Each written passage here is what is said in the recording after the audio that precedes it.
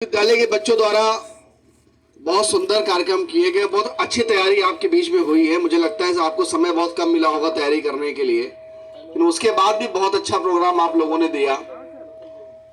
पूरे फतेहपुर के अंतर्गत लगभग 6 स्थानों पे आज रेलवे अंडरपास का उद्घाटन हो रहा है। और निश्चित रूप से जब से केंद्रीय राज्य मंत्री साध्वी निरंजन ज्योति जी ने फतेहपुर में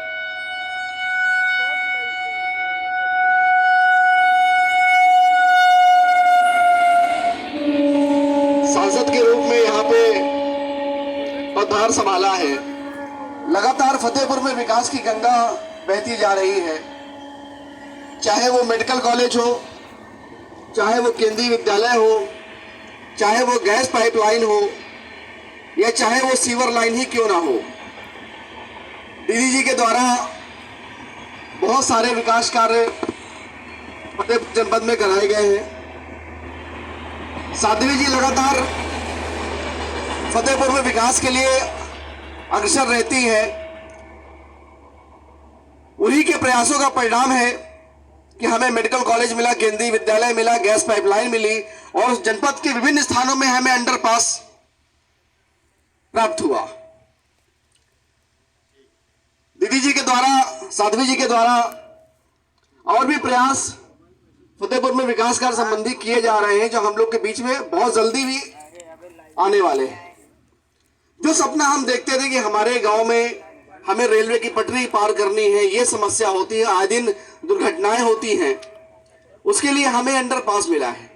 पर अगर हम मन में ये विचार ये रख लें कि ये अंडरपास हमारा नहीं है, सरकारी है, क्योंकि दिक्कत तब आती है जब हम गांव के प्राथमिक विद्यालय को अपना नहीं समझते, सरकारी समझते हैं। दिक्कत तब आती है जब हम हैंडपैप को अपना नहीं समझते, सरकारी समझते हैं। दिक्कत तब आती है जब हम आरसीसी रोड या खड़ंजा को अपना नहीं समझते, सरकारी समझते हैं, तब वहां खूंटा गाड़ते हैं, ईंटा उखाड़ते हैं। मन में भाव ऐसा आता है, जब कोई चीज को हम अपना समझते हैं तो देखभाल करते हैं, जब किसी चीज को सरकारी समझते हैं तो उसके साथ खिलवाड़ करते हैं। हमें भाव बदलना है, हमें विचार बदलना है।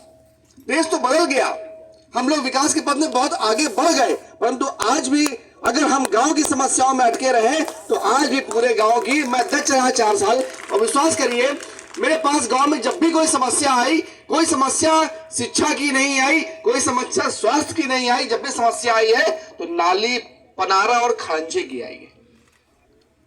यानी कि आज भी हम वहीं पे हैं जहां पे हम जहां पहले हुआ करते थे। 2 फुट की नाली के लिए हम लाखों रुपए बहा सकते हैं, 2 फुट के पनारे के लिए हम भाई भाई का खून कर सकते हैं, लेकिन 2 फुट की नाली और विकास कार्य के लिए हम सहयोग नहीं कर सकते। कहीं ना कहीं हमें मानसिकता बदलनी पड़ेगी, क्योंकि प्रधानमंत्री जी ने देश बदला है। आज हमारा देश, जो पहले अन्य देश कहा करते थे कि पिछड़ा देश है, भारत पिछड़ा देश है, अन्य देशों के प्रधानमंत्री हमारे देश की उपहास उड़ाते थे, खिल्ली उड़ाते थे। आज की स्थिति क्या है कि बड़े विकासशील देश, जो अपने आप को बहुत विकसित और विकासशील देश मानते हैं, उन्होंने कोविड जैसी महामारी में दोनों हाथ फैलाकर भारत से वैक्सीन की भीख मांगी है। ये हमारी मजबूती है। हमारे प्रधानमंत्री जी ने हमको इतना गौरवान्वित कर दिया है कि बड़े बड़े विकसित देशों ने हमसे कोविड में वैक्सीन मांगी है। हम आत्मनिर्भर हो गए हैं। चाहे मोबाइल क्षेत्र की बात करें, पहले मोबाइल कंपनियां हमारे देश में आकर बिजनेस करती थी, पैसा कमाती थी। अब प्रधानमंत्री जी ने क्या किया कि मोबाइल की फैक्ट्रियां जो बाहर से आकर हमारे यहां कमा रहे थे, वो हमारे यहां बनाएंगे और हमारे देश को टैक्स देंगे। बहुत बड़े, क्योंकि खानपुर में बहुत से लोग यहां बैठे हुए हैं मुस्लिम भाई, उनके बीच में एक बात रखना चाहता हूं। हमारे दुबई के प्रधानमंत्री, और शायद वो ऐसे प्रधानमंत्री हैं जो आज तक कभी भी एयरपोर्ट के अंदर किसी भी देश के राष्ट्रपति को रिसीव करने नहीं गए, किसी भी देश के राष्ट्रपति को रिसीव करने नहीं गए, न किसी देश के प्रधानमंत्री को रिसीव करने गए हैं। लेकिन जब नरेंद्र मोदी पहली बार दुबई गए हैं तो वहां के प्रधानमंत्री जी ने एयरपोर्ट में आकर उनका स्वागत किया। यह हमारे लिए बहुत गर्व की बात है। पहले हमारे सैनिकों की गर्दन काट के पाकिस्तान जैसा देश ले जाता था। आज की स्थिति क्या है कि हमारे देश के प्रधानमंत्री जी ने इतना भारत की रक्षा व्यवस्था को मजबूत कर दिया है कि हम उनके घर में घुस के मारते हैं और चले आते हैं, कुछ नहीं होता है। ये कहीं ना कहीं हम लोग मजबूत हुए हैं, हम लोग आर्थिक स्थिति मजबूत हुए हैं, हम लोग देश की स्थिति मजबूत हुए हैं, हम लोग रक्षा स्थिति मजबूत हुए हैं, हम लोग शैक्षिक स्थिति मजबूत हुए हैं। लेकिन हम लोग को अपने गांव में मानसिक स्थिति से भी मजबूत होना पड़ेगा। हमें समझना पड़ेगा कि अगर प्राथमिक विद्यालय हमारे गांव में चल रहा है तो वो सरकारी नहीं, हमारा है। अगर वहां बच्चे पढ़ रहे हैं और बच्चों को अगर शिक्षक पढ़ाने में डांट देता है या मार देता है, अच्छा बताइए हम लोग पढ़ाई में कितना मार खाएं? सभी यहां बैठे हैं बड़े बुजुर्ग, हम लोग मुझे लगता है कि बेशर्मा के डंडे से मार खाते थे, निसंदेह। लेकिन कभी भी आज तक हमारे गार्जियन स्कूल नहीं गए कि मारा क्यों। सत्य है, सत्य। आज की स्थिति क्या है? अगर प्राथमिक के शिक्षक बच्चों को एक कंटाप मार देते हैं तो पूरा गांव इकट्ठा हो जाता है कि मारा कैसे। थाना कोतवाली कचहरी होती है, कहते हैं हमारा बच्चा पढ़े चाहे ना पढ़े, तुमने मारा कैसे। तो अगर मट्टी को एक सुराही बनाना है तो उसको थपथपाना भी पड़ता है, ऐसे नहीं बनता।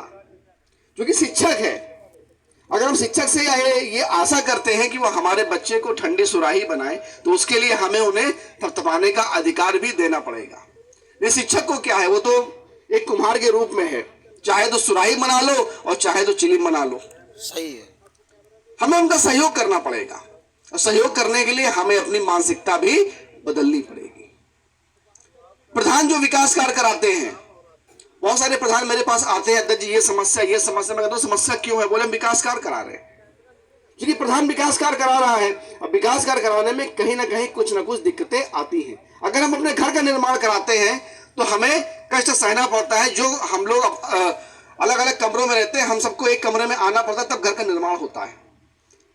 किसी भी विकास कार्य में हमको कष्ट होता है, इसलिए हमें प्रधानों का भी सहयोग करना चाहिए। प्रधान खड़ंजा बनवाने का प्रयास कर रहे हैं, किसके लिए कर रहे हैं? गांव के लिए कर रहे हैं। होता क्या है, हम तुरंत पहुंच गए, तहसीलदार क्या है, एसडीएम की एप्लीकेशन डाल दी, खड़ंजा का निर्माण गलत है। ऐसे नहीं, ऐसे होना चाहिए। प्रधान को उसमें कोई व्यक्तिगत लाभ नहीं है।